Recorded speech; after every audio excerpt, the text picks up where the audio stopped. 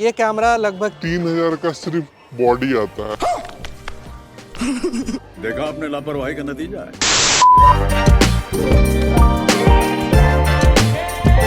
सबसे पहले सभी को हैप्पी न्यू ईयर। भाई रिजोल्यूशन लिए कि नहीं लिए कि क्या करना है क्या नहीं करना है। पिछले साल जैसे आप लोगों ने गर्दा उड़ाया, इस साल भी एकदम जम के गर्दा उड़ाइए। और आज का जो वीडियो है, पहला वीडियो ये हम डाल रहे हैं नया साल में, और ये थोड़ा अलग वीडियो रहेगा। मेगापिक्सल कितना मैटर करता है, बहुत इसको लेकर मारा मारी है दुनिया में। ये बताएंगे आपको कि मेगापिक्सल मैटर करता भी है, नहीं भी करता है। अब मैटर नहीं करता भाई तो कोई भी कंपनी जो है बढ़ते नहीं चली जाती। सैमसंग को भी आप देखो, पहले कम मेगापिक्सल के कैमरास बनाती थी, धीरे धीरे 108 हुआ, अब S23 अल्ट्रा में 200 मेगापिक्सल आने वाला है। एप्पल को ही देख लो, 12 मेगापिक्सल से 48 मेगापिक्सल पे भी आ चुके हैं। तो भाई मेगापिक्सल मैटर करता है कि नहीं करता है। ये इन्फिनिक्स का फोन है, ये 200 मेगापिक्सल कैमरा वाला फोन है, और इसका सेंसर साइज जो है इन दोनों फोन से भी बड़ा है। सेंसर वो होता है जहाँ पे इमेज बनता है, जितना बड़ा सेंसर होता है डिटेलिंग उतना ज्यादा कैप्चर होता है। हम आपको कैमरा दिखाते हैं। ये है सोनी का A7S III। इसका जो बॉडी आता है बिना लेंस का वो 3 लाख के लगभग का आता है। अगर लेंस का लगा दें तो लेंस मिला के ये 5 लाख रुपए का कैमरा है, और ये 12 मेगापिक्सल का ही कैमरा है। और नीचे हम जो भी प्रोडक्ट है ना उसको हम टैग कर देना है, प्रोडक्ट सेक्शन में आप जाके वहाँ पे देख सकते तो भाई लोग इतना महंगा क्यों लेते हैं? 30,000 के इन्फिनिक्स में आपको 200 मेगापिक्सल,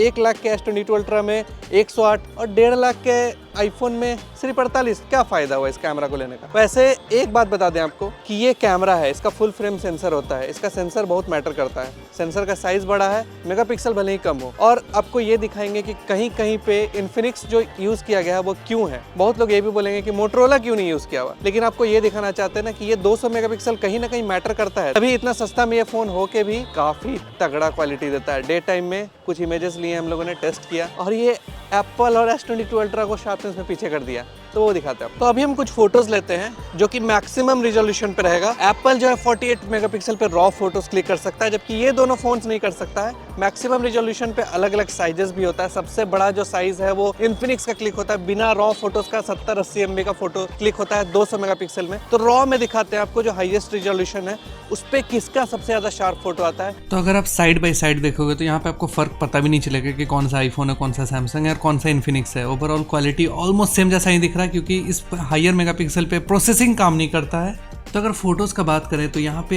अगर जूम कर देते हैं तो सबसे पहला चीज आप जो नोटिस करोगे कि यहाँ पे आईफोन तो भाई क्रैश हो चुका है इन दोनों के सामने। सैमसंग S22 अल्ट्रा में शॉप के अंदर का डिटेल देखो आप, वो गायब हो चुका है, नॉइज आ चुका है, लेकिन इन्फिनिक्स अभी भी आपको अच्छा फोटोज दे रहा है। सेकंड फोटोज में अगर आप देखते हैं तो यहाँ पे आप एम्बुलेंस का फोटो जो देखो वो पूरा का पूरा वहाँ पे भी नॉइज आपको दिख जाएगा, लेकिन इन्फिनिक्स में अभी भी नॉइज नहीं आया है।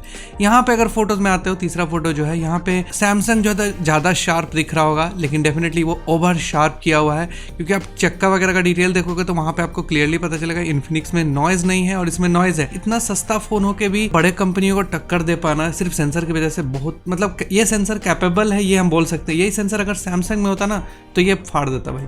और अगर थर्ड फोटो में देखेंगे तो यहाँ पे क्लियरली आपको दिखेगा कि सैमसंग का हम 2-3 फोटो लिए हैं। सैमसंग फोकस नहीं कर पा रहा था, सैमसंग सीधा पीछे फोकस कर ले रहा था 2-3 बार, तो ये चीज़ भी दिखाना जरूरी था।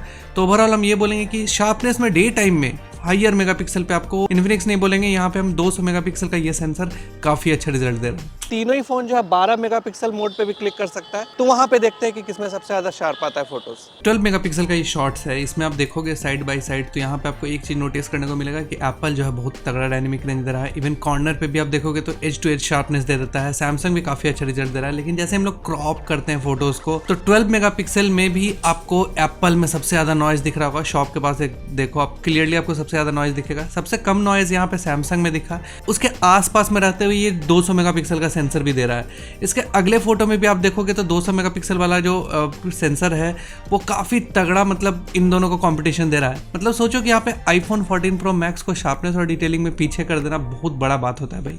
तो अगर बात करेंगे साइड बाय साइड कैमरा के साथ में तो आपको यहाँ पे एक चीज़ मिलेगा कि भाई सोनी जो है लगेगा कि भाई सबसे बेकार फोटो उसी का है, लेकिन ऐसा नहीं है। कैमरा से लिया हुआ फोटो, कोई भी फोटो होता है उसमें एडिटिंग करना पड़ता है, तब जाके सबसे बेटर परफॉर्मेंस आपको देता है और सबसे बेटर डिटेलिंग वगैरह रॉ वगैरह में सबसे ज़्यादा कैप्चर्ड रहता है, इसीलिए उस चीज़ को कंपेयर नहीं कर सकते। यहाँ पे भी हम क्रॉप किए हैं फोटोज़ को, तो आपको डेफिनेटली एक चीज़ तो मिल रहा होगा कि इस जगह पे भी आपको सोनी के कैमरा को, मतलब A7S III जो कि भले ही वीडियो कैमरा है, वीडियो को प्रायोरिटी देता है, लेकिन 12 मेगापिक्सल में वही आता है, तो इसीलिए कंपेयर किए, उसको टक्कर देना। और क्रॉप करने के बाद डेफिनेटली S22 अल्ट्रा सबसे बेस्ट आउटपुट अभी भी देता है। तो मेगापिक्सल यहाँ पे मैटर करता है। और 12 मेगापिक्सल का जो कैमरा है उसका नेक्स्ट लेवल क्वालिटी है भाई, उसको आप कंपेयर नहीं कर सकते। वो एडिटिंग करो आप, नेक्स्ट लेवल एडिटिंग हो जाएगा। लेकिन ये 200 मेगापिक्सल का सेंसर और 108 मेगापिक्सल का सेंसर कितना तगड़ा काम कर रहा है वो आप देख सकते हो यहाँ पे। वैसे आपको ये भी चीज़ बता दें कि बहुत सारे आजकल के जो फ़ोन्स होते हैं वो 108 मेगापिक्सल 164 मेगापिक्सल बना दिया जाता है, तो उसमें उतना अच्छा प्रोसेसिंग नहीं होता, जिसके वजह से आउटपुट वैसा नहीं आ पाता है। अगर उनका भी सॉफ्टवेयर अच्छे से ऑप्टिमाइज़ किया जाए, कैमरा को अच्छे से ऑप्टिमाइज़ किया जाए ना, तो वही सेंसर जो है काफ़ी कैपेबल होता है एक्चुअल में। एप्पल क्या करती है, एप्पल पुराना ही सेंसर यूज़ करती है सोनी का, या एकदम लेटेस्ट सेंसर नहीं यूज़ करती है, लेकिन उसको इतने अच्छे से ऑप्टिमाइज़ करती है कि उसका आउटपुट वैसा होता है।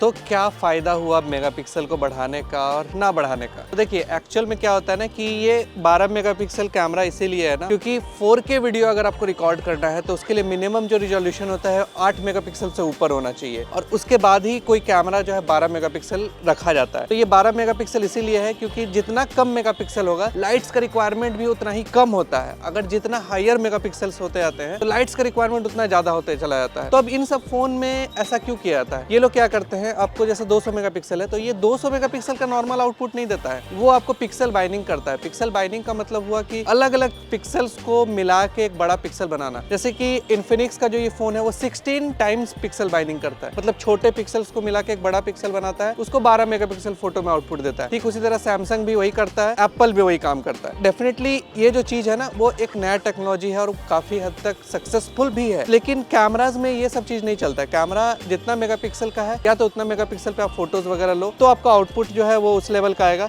वैसे ये कैमरा जो है वीडियो के लिए ज़्यादा प्रायोरिटी रखा गया है, ये आपको फोटो कैमरा नहीं है, फिर भी हम आपको इससे फोटो क्लिक करके दिखाएं सिर्फ एग्जांपल के लिए कि बड़ा सेंसर में ज़्यादा बेहतर डिटेलिंग कैप्चर हो सकता है। और जितना बड़ा सेंसर होगा ना लो लाइट कैपेबिलिटी भी बढ़ता है। लेकिन हाँ, एक चीज़ आपको याद रखना है, सिर्फ हार्डवेयर नहीं सब कुछ होता है, सॉफ्टवेयर भी होता है, जो कि इन्फिनिक्स का उतना अच्छा नहीं है। स्टिल ये कैमरा इतना अच्छा परफॉर्म कर रहा है, मतलब सोचो कि ये कैमरा अगर सैमसंग और एप्पल लगा के दे तो किस लेवल का आउटपुट आपको दे सकता है। तो आप कमेंट करके बताइए कि आपको क्या लगता है, मेगापिक्सल कितना मैटर करता है आपके लिए, हम लोगों के लिए, एक फ़ोटो के लिए।